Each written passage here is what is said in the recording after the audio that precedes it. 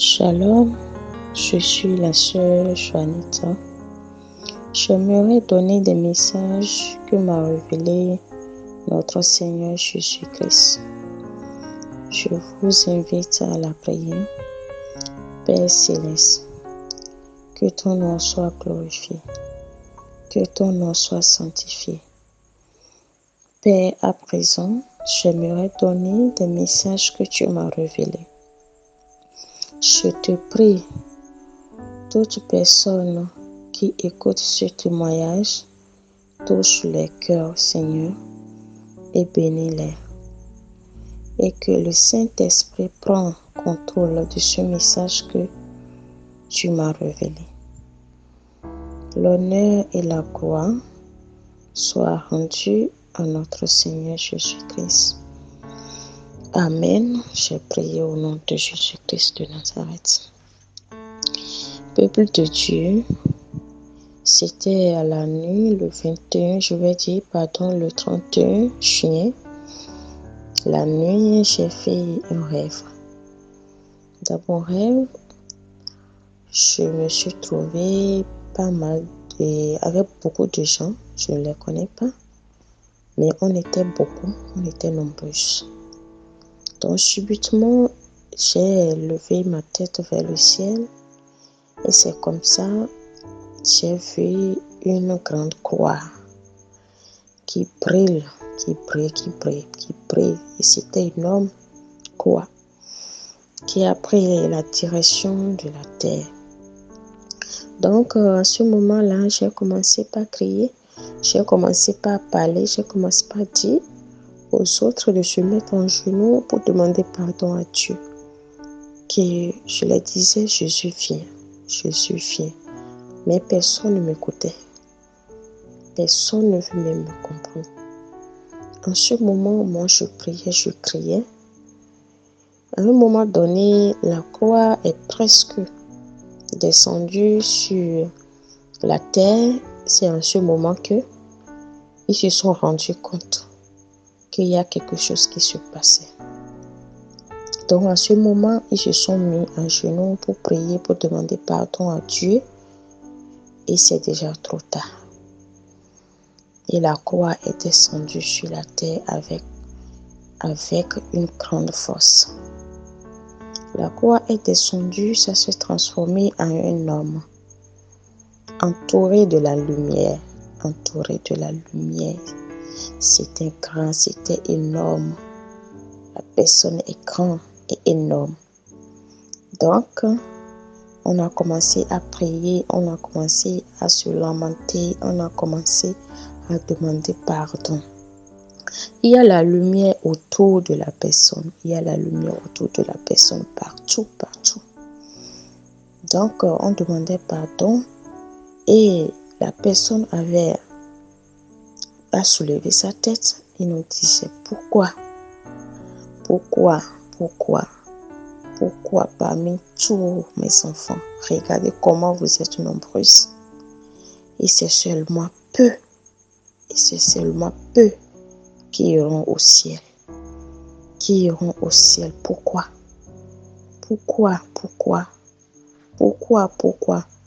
Lorsque la personne disait ça, il est devenu triste.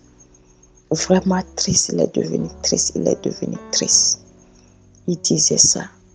Il nous disait, Dieu vient pour juger. Il disait ça. Il est vraiment triste. Donc, à un moment donné, moi, je me suis retrouvée, j'ai commencé par manger. Je ne sais pas ce que je mangeais, mais je sais qu'il y a légumes dedans. Je mangeais des légumes. Il me disait de ne pas s'approcher de lui. Donc, en ce moment, moi, j'ai fui, j'ai passé devant lui. Il me disait, vous n'écoutez pas ce que je dis? Je disais de ne pas passer devant moi. Pourquoi tu le fais? En ce moment, je me suis tournée vers lui. Et il me disait, qu'est-ce que tu manges? Pourquoi tu manges sans la viande? pourquoi tu manges sans la viande? Il est devenu triste. Pourquoi tu manges sans la viande?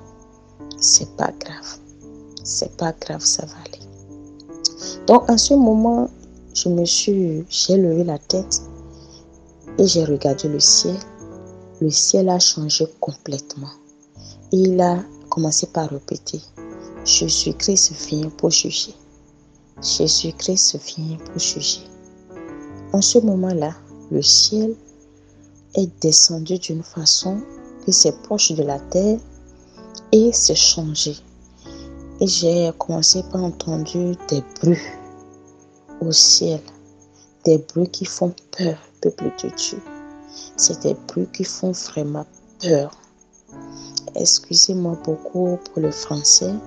Je fais l'effort de m'exprimer en français et par la grâce du Saint-Esprit, il va m'aider et me conduire. Il y a un bruit énorme, La colère, le bruit là, ça fait peur, peuple de Dieu, ça fait peur.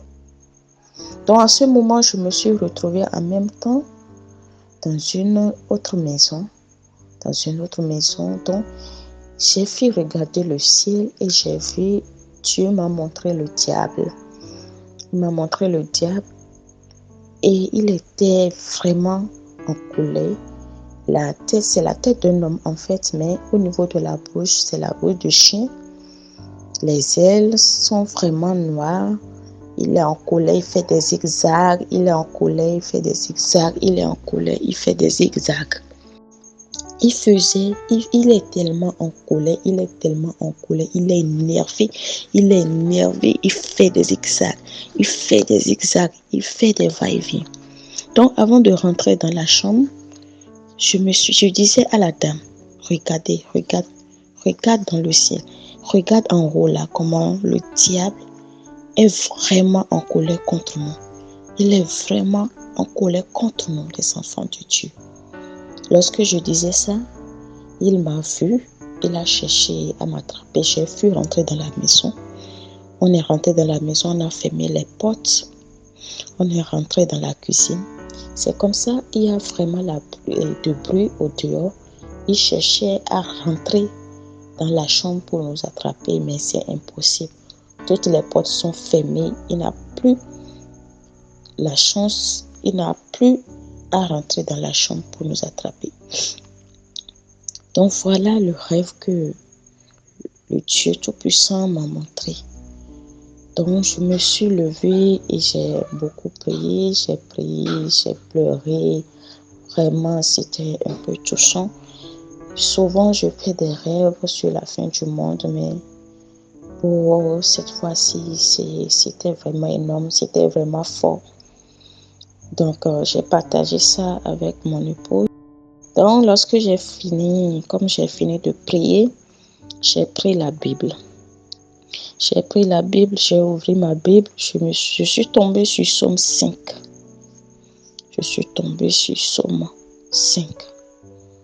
Donc, vous pouvez lire Psaume 5 de verset 2. Vous pouvez lire Psaume 5, verset 2 à 13. Voilà, verset 2 à 13.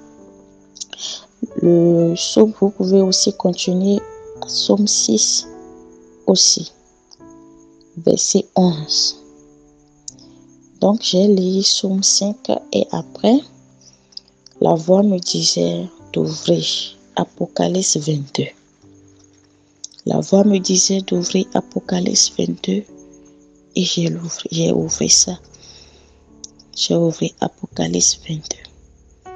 Donc, peuple de Dieu, je vais vous lire au nom puissant de Jésus-Christ de Nazareth. Je commence Apocalypse 22, verset 6. Puis l'ange me dit, ces paroles sont vraies et dignes de confiance. Et le Seigneur Dieu qui inspire les prophètes a envoyé son ange pour montrer à ses serviteurs ce que doit arriver bientôt. Écoute, dit Jésus, je viens bientôt. Heureuses ceux qui prennent au sérieux les paroles prophétiques de ce livre. Comme j'ai lu, Dieu m'a parlé d'ouvrir Apocalypse 22. Je l'ai lu, la voix me dit aussi d'ouvrir Jérémie 4. D'ouvrir Jérémie 4. Donc c'est comme ça, j'ai ouvert ma Bible, Jérémie 4, et j'ai commencé par lire. Je lis au nom puissant de Jésus-Christ de Nazareth. Jérémie 4. Déclare le Seigneur, tu peux revenir à moi si tu écartes de ma vue tes abominables idoles. Tu n'auras plus à fuir sans cesse. Si tu es sincère, droit le royal quand tu prêtes serment en déclarant, je le jure par le Seigneur vivant. Alors les nations païennes me demanderont de leur bénir et seront fiers de moi. Voici ce que déclare le Seigneur aux gens de Juda et de Jérusalem. Défrichez-vous un champ nouveau. Cessez de semer parmi les ronces, puisque vous êtes circoncis.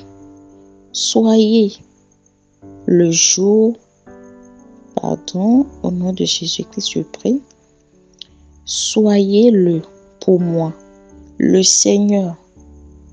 Gens de Juda, habitants de Jérusalem, consacrez-moi votre fille. Sinon, à cause du mal que vous avez commis, ma colère jaillira comme un feu. Elle consumera tout sans que personne puisse l'atteindre. Comme j'ai lu ces passages, peuple de Dieu, j'ai compris. J'ai compris le message de notre Dieu Tout-Puissant, de notre Jésus-Christ. J'ai compris le message. Dieu veut que nous changeons de comportement. Dieu nous aime tellement. Dieu nous aime tellement à un amour indéfini, à un amour éternel, à un amour qu'on ne peut jamais définir. Son amour est vrai grand. Son amour est si grand. Son amour est énorme. Son amour est énorme. J'ai dit, il était en colère et en même temps triste. Il nous aime tant, peuple de Dieu. Voilà ce que Dieu m'a révélé. J'ai cherché à partager avec vous. Nous devons nous poser des questions. Nous devons chercher à nous repentir. Nous devons chercher à se repentir. Nous devons chercher à changer nos comportements. Dieu nous parle. Il nous invite à revenir à lui. Il nous invite à changer nos comportements. Il nous avertit. Il nous dit, il nous aime. Il est en train de nous prévenir de tout. De venir vers lui. De venir vers lui. De laisser des idoles. D'abandonner des idoles, des dieux inconnus qui ne peuvent pas nous sauver. Nous devons regarder en nous-mêmes. Et nous devons chercher à changer. À changer, vraiment à changer. Parce que Dieu est si grand, il est merveilleux. Il est merveilleux. Donc nous devons prendre en compte tous les témoignages que donne Dieu, notre Seigneur Jésus-Christ. Nous devons prendre tous ces témoignages en compte. Nous devons prendre tous ces témoignages en compte. Et nous devons chercher à changer, peuple de Dieu. Donc voilà le message que Dieu m'a révélé. Et je cherchais à partager avec vous. Et je sais que ça va aider quelqu'un. Ça va toucher la vie de quelqu'un. Que Dieu nous aime. Dieu nous aime.